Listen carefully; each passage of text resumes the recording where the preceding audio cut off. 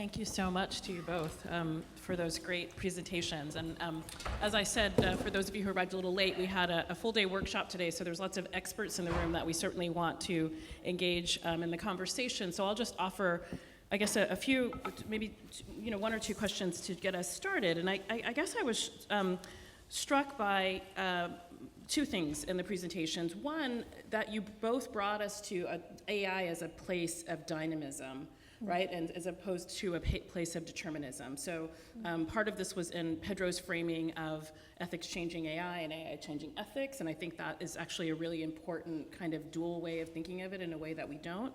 And of course, certainly Mary, in your presentation, the way in which you helped us to see not only the future of work as a bleak future, but also that work is changing and the way that people live in the world is changing and that AI is part of that. And so certainly would love to hear you both talk about that. But I wanted to really begin with one of the phrase off of one of Pedro's slides, which was "we set the goals." And to sort of put that in conversation with a conversation about ethics, which you both were taking us to a little bit. So for your part, Pedro, and I think you'll probably disagree with me, but I wanted to hear what you thought about this.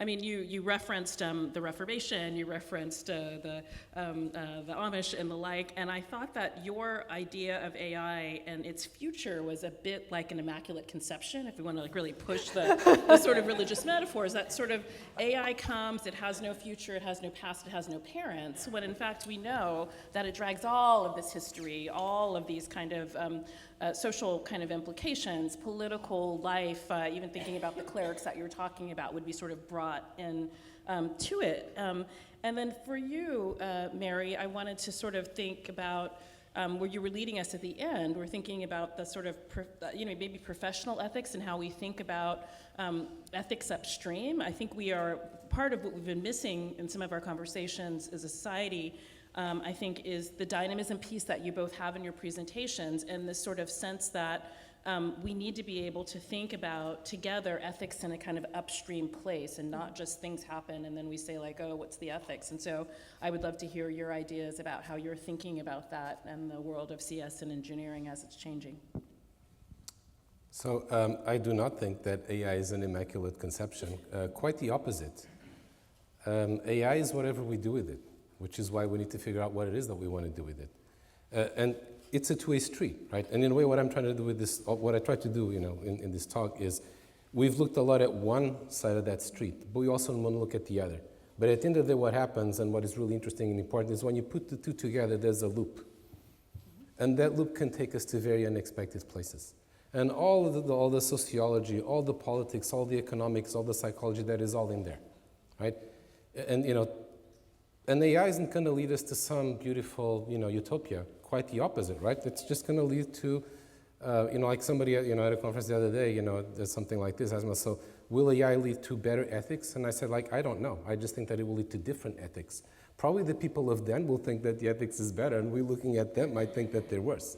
So I think what we need to do is, be aware of this and of how it plays out. Technologists often have, and I'm a technologist, so I'm not, I'm sort of like kind of like playing at the home field here. Is like they're often very optimistic and naive about what their technology is going to do. They have a beautiful naive faith that this will make the world a better place. And then if the technology is successful, then the world does its thing with it, which is something way, like beyond and different from what they were thinking about. So they had no idea all the forces that, technology is a form of power, right? And then the different powers do their things with it. But at the end of the day, the world does wind up a better place. I think a lot of the pessimism about technology today is misplaced if you look at history.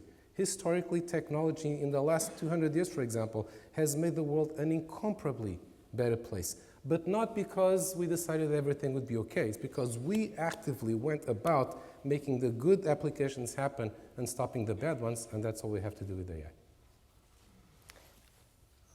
I think thinking about the we is really critical here. And I am deeply optimistic that this is a moment in time where we can, maybe call me naive, we can learn from history and say, in the past when we've introduced technologies and thought they were neutral, and in many ways they were objects, we did not think about the consequences. And I think for technologists building them, that optimism, which I deeply love, and I share, it wasn't so much that it was met with naivete so much as there was a lack of awareness that there were other domain experts, other subject matter experts who could have fine-tuned and absolutely could have shaped the technologies in ways that maintained or engaged or gave opportunities, on-ramps, for broadening the we.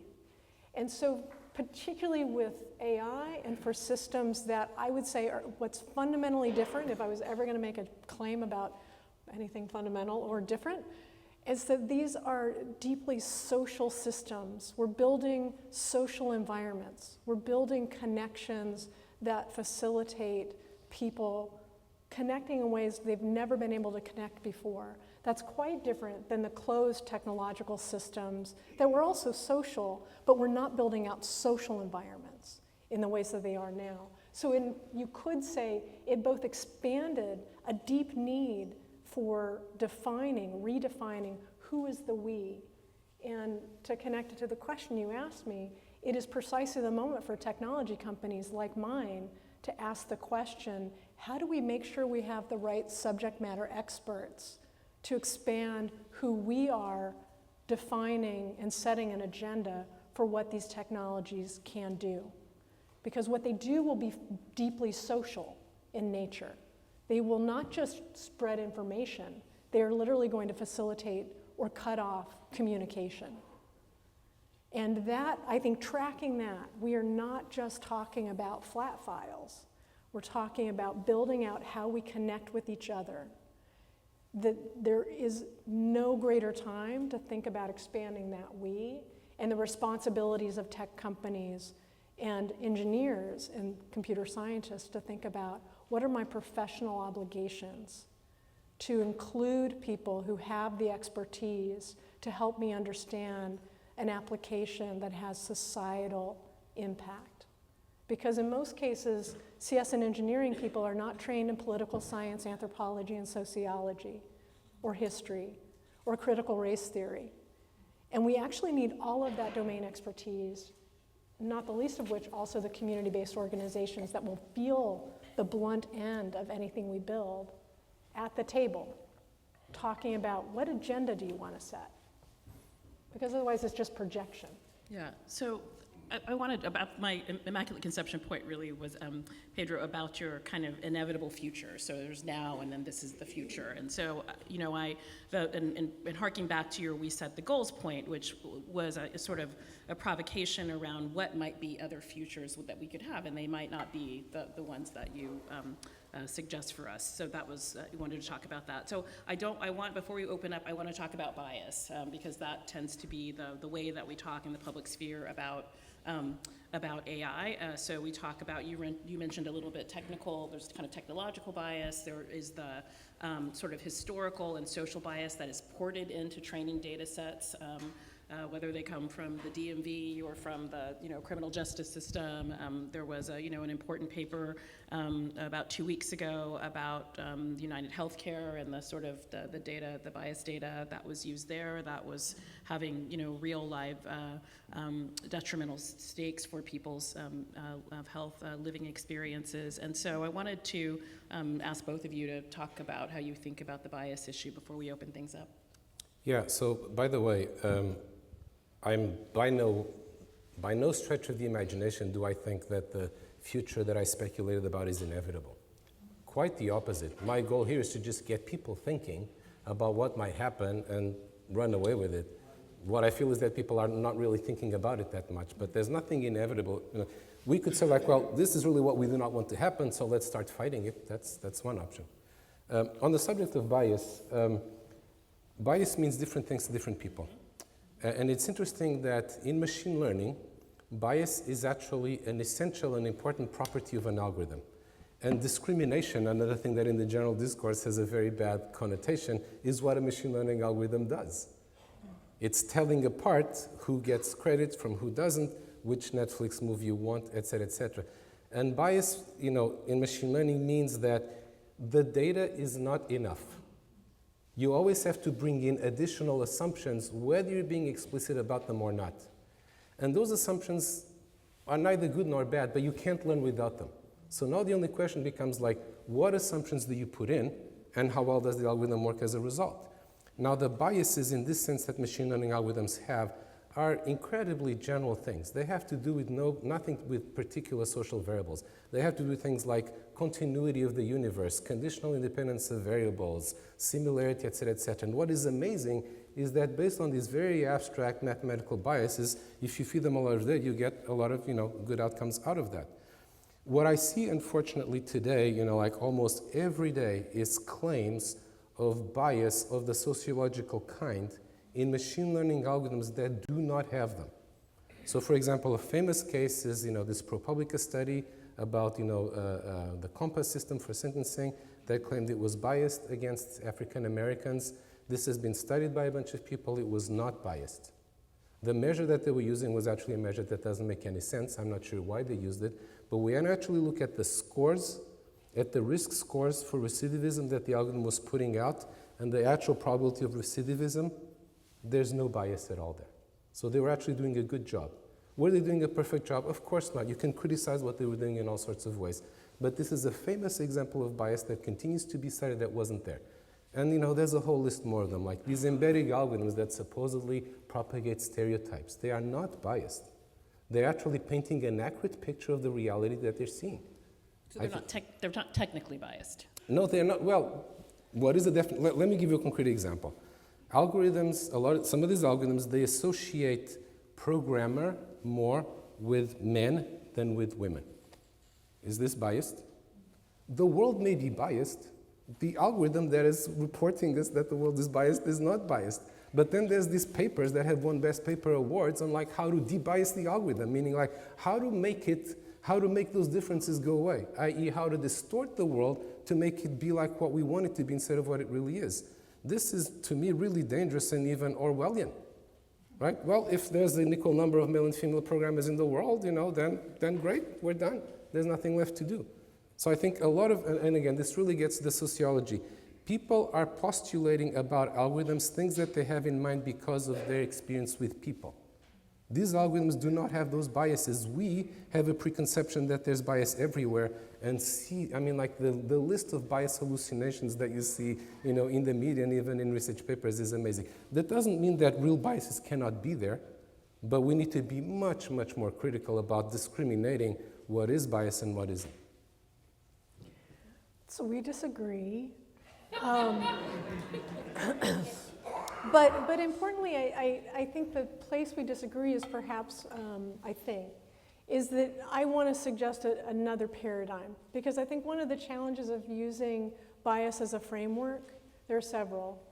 I'm going to, and I mean this generously, saying that algorithms aren't biased, people are biased, is sort of like saying guns don't kill people, people kill people. Actually, people with guns kill people.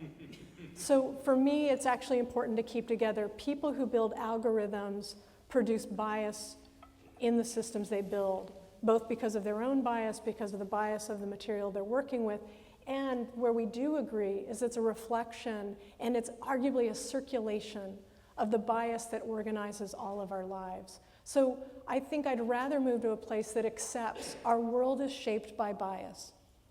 Our world is absolutely shaped by power that discriminates.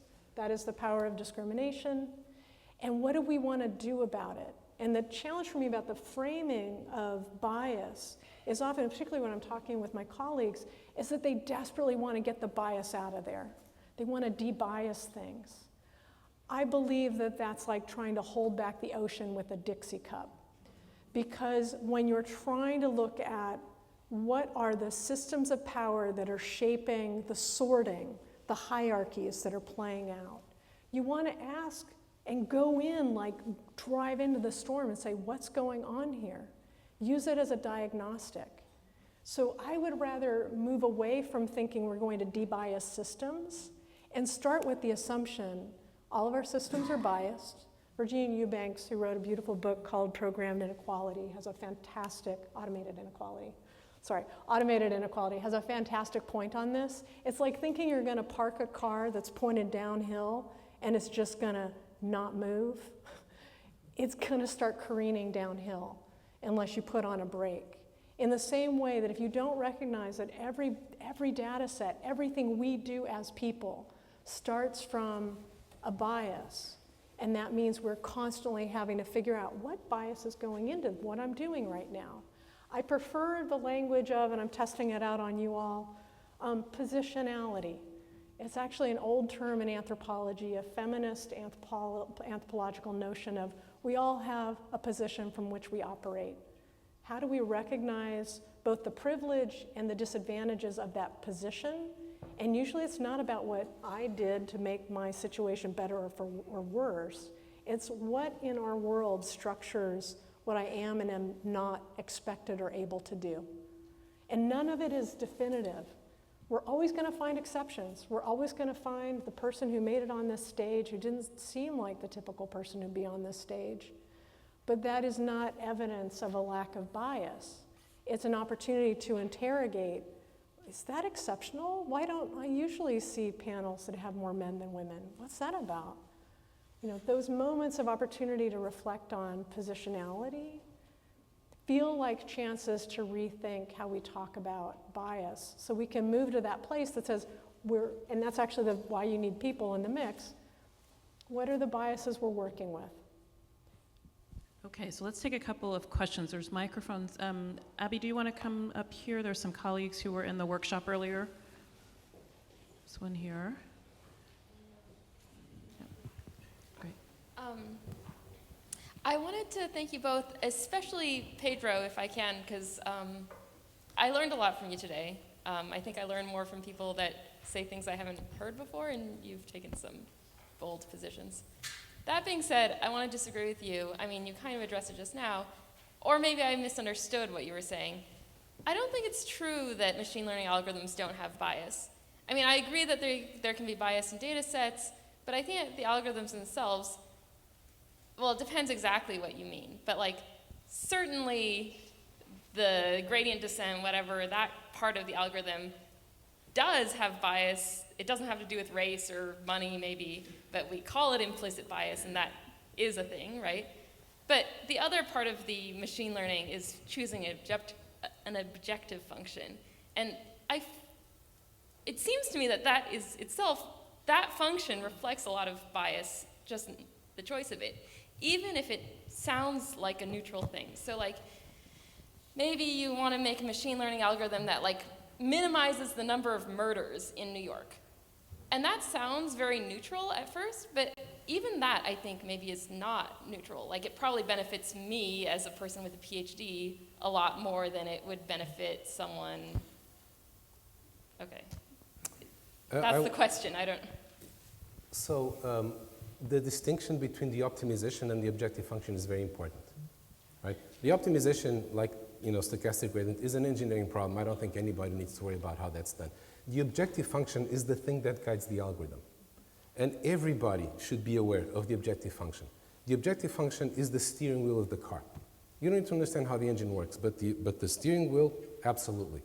Now, what I'm referring to when I say machine learning algorithms have no bias is machine algorithms that have, you know, take any random machine learning algorithm from a textbook or the literature, and it's doing things like maximizing accuracy or likelihood or things like that.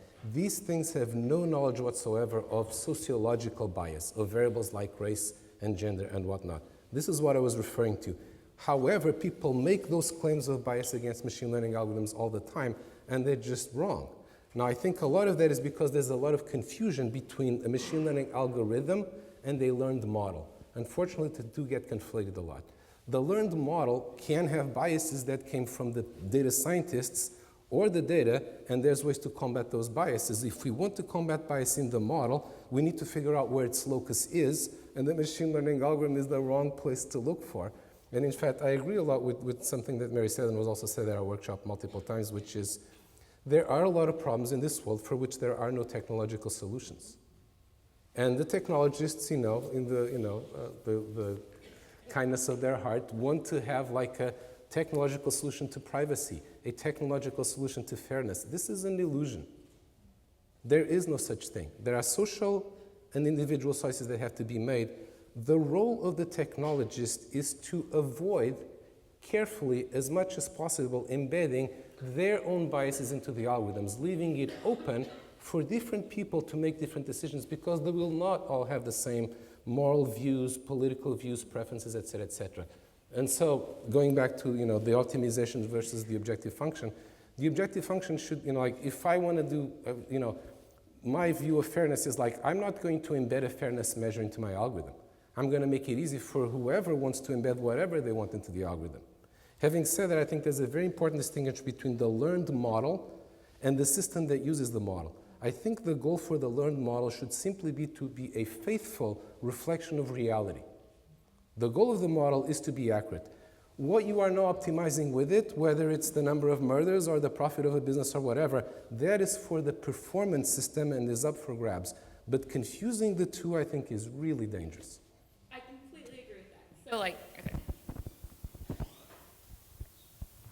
Okay, so we've got some other questions. David? So, And there's, oh. Go ahead, yeah. So I just, it's unclear to me how much disagreement is actually happening on stage, because I don't think that anybody, this idea that algorithms are biased means learning procedures are socially harmful. So I don't think that's what anyone is saying, or maybe some people are, but I don't think that it's the strongest version of any salient argument. It seems like people are saying that the patterns that we're using to make these socially consequential decisions and that have been absorbed into these systems are harmful as applied, which seems hard actually to disagree with. And so when someone says that, for instance, algorithms are biased, like for instance, if a politician says that, or if an activist says it, or if a journalist says it, what they mean is that the learned model is biased. And it seems to me that helping people to be more precise in their terminology is useful. But on the other hand, claiming that that what they're saying is that the procedure itself is in some way, I don't know. I think it's useful to help people clarify the terminology, but I think it's also very important to be charitable to, what is it that people are trying to say is, I think, the really important question here. And, this kind of discussion about the word bias, I think, demonstrates the inherent difficulty of trying to crowd all of these different meanings onto the same 4 letters. It's hard, and it's often unproductive, but at the same time, it does seem that there are problems being reproduced by these systems, and it. Sure. Yeah. Just to be clear, there can be bias in the learning algorithm. There can be bias in the model. There are many claims of bias in the algorithm that people make, and partly because they don't understand the difference. There are papers in the research literature about fixing biases in the algorithm. But let's set that aside and talk about biases in the model. I am also saying that a lot of the claims of biases in the model, like the compass, recidivism example, are incorrect.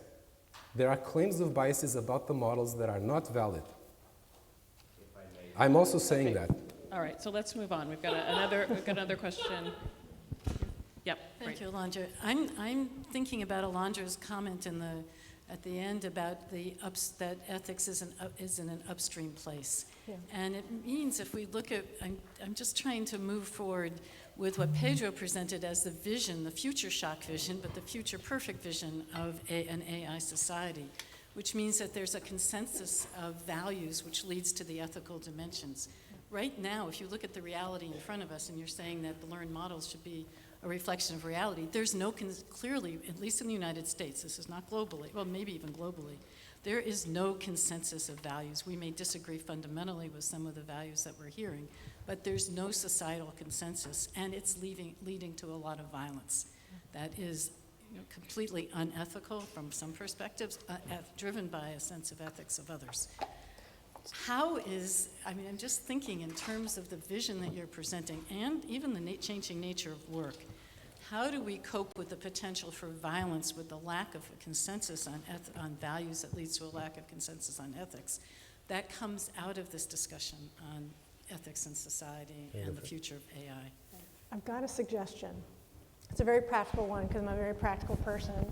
I chair our ethics review board at Microsoft Research. So we're the only tech company right now that registered with the Federal Office of Human Research Protections, that we would follow the same expectations of any university, medical center, or big pharma company that uses people and people's data to advance technology. So I would say a very practical approach. We now have over 500 cases where we've had researchers who are developing algorithms, developing prototypes, so the entire life cycle of developing these products and services. And where we intervene is at the very beginning. What's your objective function? Who are your stakeholders? Do you know the data provenance? What's the risk-benefits analysis? What's your sampling? Do you have a just, diverse, inclusive sampling for the training? Those are basic questions that every anthropologist in different forms has to ask before they ever get to learn from people and people's data. Today, we could start expecting tech companies to do the same. Very practical intervention, precisely because it means in a just a pedestrian way that a researcher literally stops and says, I actually don't know what the risk-benefits analysis would be. I actually don't have a good sample here. And they literally are learning how to work with community-based organizations that expands the we. So right now, there's a lot of guessing that goes on among CS folks and engineers to try and figure out what would society want. And I think that's contributing to some of the acrimony. People feel locked out of building systems that govern and in some ways run tyrannically through their lives. So the place we could change that is very much at the very beginning of the stream. And that is something we could demand of every tech company in the same way that by the 1970s, 80s, if you were a pharmaceutical company, you could not test clinical trials and vaccines unless you had at least something that stood as meaningful consent from the people who were helping you produce them. This is where I think technologies are much more like big pharma. They cannot build social systems without learning from society. They are depending on people and people's data to build their products and services. We would never allow a pharmaceutical company to develop vaccine by, say, feeding live virus to children, which is how we developed Hep C and Hep B. That would be unacceptable. When that was acceptable, the researchers who drove that research were the head of American Pediatrics Association. So we should not assume that ethics is obvious. Practicing ethics is genuinely about having a large enough peer network that will say, I don't feel comfortable with that. We should do things differently. And so to me, the practical intervention, the beginning of intervening and bringing society back to the table to say, what would you like us to build and what do you want to tell us not to build? Because it should be a question. So a quick thought. You make a very good point in that in an ideal world, people might disagree about what ought to be, but they should all agree on what is. And the problem we're having today is that people do not agree on what is. And a big part of that is that we as an information society are going through growing pains. We have more information than ever, which should be great, but unfortunately what it means is that there's more opportunities than ever to just cherry pick whatever reinforces your pre-existing view. The way to combat precisely has to do with the principle that I mentioned earlier, which is you have to attend to all the evidence, not just some. And they, used to be that the amount of evidence that you had was limited, and so, that was that. Now we have a flood of evidence. That's why we need the machine learning, is to actually synthesize all that evidence such that people can't cherry pick anymore. So I would say, maybe this is my technological optimism, this is a real problem. but part of the solution is more and better machine learning, not less. And I'll just keep emphasizing that's technically a hard problem that requires people in the loop. So I've been told we've had no more time. So allow me to take an opportunity to thank Marianne Fourcade, Didier Fasson, Sanjeev Arora, and Jacob Foster for helping to facilitate this conversation, which, as you can tell, just in the little engagement here, is a really hard conversation to have, but the most critical conversation we need to be having in this moment. So I'm delighted to be at an institution that's really trying to help that happen. And thank you to our wonderful speakers, Pedro Domingos and Mary Gray. Thank you very much.